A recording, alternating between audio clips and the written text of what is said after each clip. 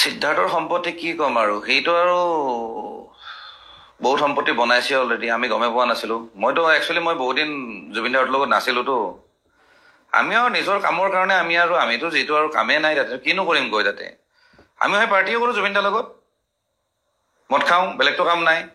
বাকী খাওঁ যদিও মৰেল ছাপৰ্ট দিম বাৰু, ন' ডাউট। কিন্তু তেনেকুৱা কাম নাছিল আমাৰ, প্ৰফেচনেল কাম নাছিল না। আমি কিবা মিউজিকৰ কথা জানো নে, মই গান গাওঁ নে কিবা বজাওঁ নে কি, একোৱে নাছিলে। চ' সেইকাৰণে কামৰ যেতিয়া ব্যস্ততা বাঢ়ি গ'ল, মোৰো কামৰ ব্যস্ততা বাঢ়ি গ'ল, তাৰপিছত আমি যোৱা বাদ দিলোঁ। আৰু কিছুমানে মানে কিবা কিবি কথা কৈ থাকে, শুনাই থাকে, আওকাণে পাওকাণে আমি শুনা পাওঁ, এই কিয় আহে হাবি যাবি, এইবিলাক আৰু এই মেইনলি শেখৰহঁতে কৰে আৰু এইবিলাক।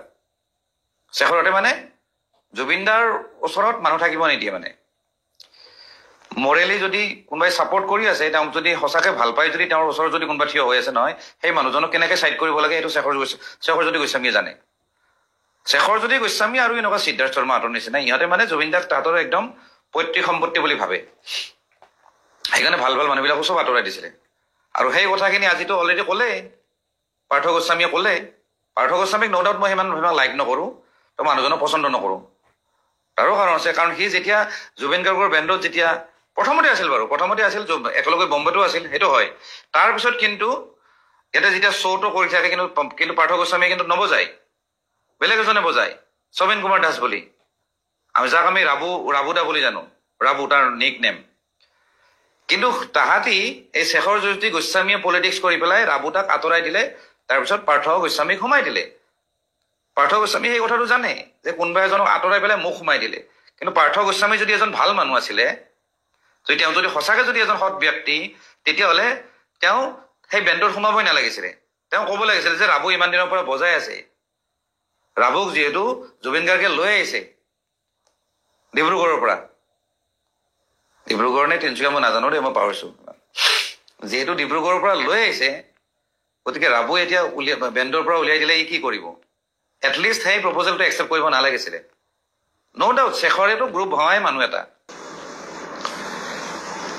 খেল এটা চলিহে আছে এতিয়া, কোৱাৰ্টাৰ ফাইনেল আহিব আছে, ছেমি ফাইনেল আহিব আছে, তাৰপিছত ফাইনেল।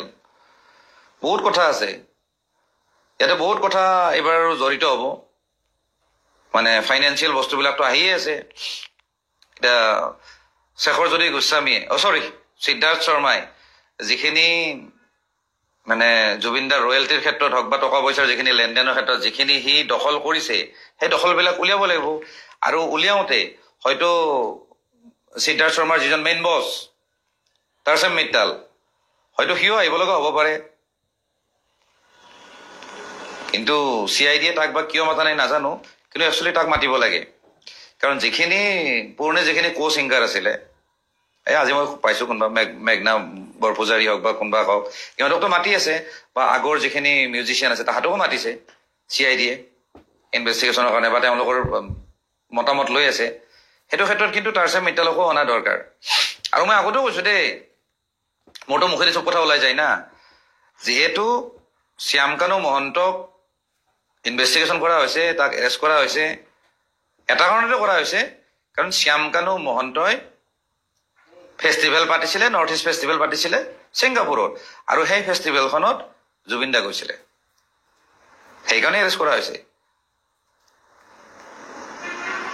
শ্যামকানু মহন্ত সেই ফেষ্টিভেলখন যিটো কোম্পানীয়ে পাতে, মানে ট্ৰেণ্ড MMS প্ৰাইভেট লিমিটেড, সেই কোম্পানীৰ যিহেতু ডাইৰেক্টৰ শ্যামকানু মহন্ত, আৰু সেই কোম্পানীৰ আণ্ডাৰত যিহেতু নৰ্থ ইষ্ট ফেষ্টিভেল হৈছিলে, গতিকে সেইটো হিচাপত শ্যামকানু মহন্তক এৰেষ্ট কৰা হৈছে, বা শ্যামকানু মহন্ত হয়তো দোষী বুলি ভাবি পেলাই এতিয়া এৰেষ্ট কৰিছে। জাজমেণ্ট পিছত হ'ব, কিন্তু ইনভেষ্টিগেশ্যন চলি আছে।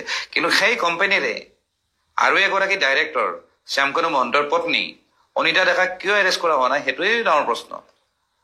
তেখেততো সমানে ৰেছপনচিবল, কিন্তু তেখেতক আমি দেখি আছো একদম ৰাতিপুৱা গৈ 7টাতে বোলে কিবা মাছ মাংস বনাই লৈ যায়, কিমান দূৰ সঁচা নাজানো, মানে খবৰ ল'ব যায় আৰু।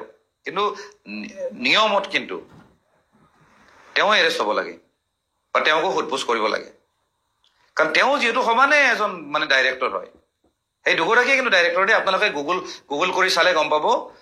ট্ৰেণ্ড মানে TREND MMS প্ৰাইভেট লিমিটেড। আপোনালোকে গুগলত চাৰ্চ কৰি চাব, সেই কোম্পানীটোৰ ডাইৰেক্টৰ্ছ বুলি মাৰি দিলে দুটা নাম আহে, এটা হ'ল শ্যাম কানু মহন্ত আৰু এটা হ'ল অনিতা ডেকা, মানে শ্যাম কানু মহন্তৰ পত্নী। আৰু সেই কোম্পানীটোৱে মানে মেইনলি দুটা কামৰ কাৰণে কোম্পানীটো বনাইছিলে, এটা হ'ল কালচাৰেল এইবিলাক শ্ব' বা ফেষ্টিভেল, আৰু কিছুমান স্পৰ্টছ ৰিলেটেড মানে কিছুমান মানে প্ৰগ্ৰাম। ধৰক আল্টিমেটলি এইবিলাক গভমেণ্টৰ টকা খোৱা মানে কাৰণে ওলাইছিলে আৰু।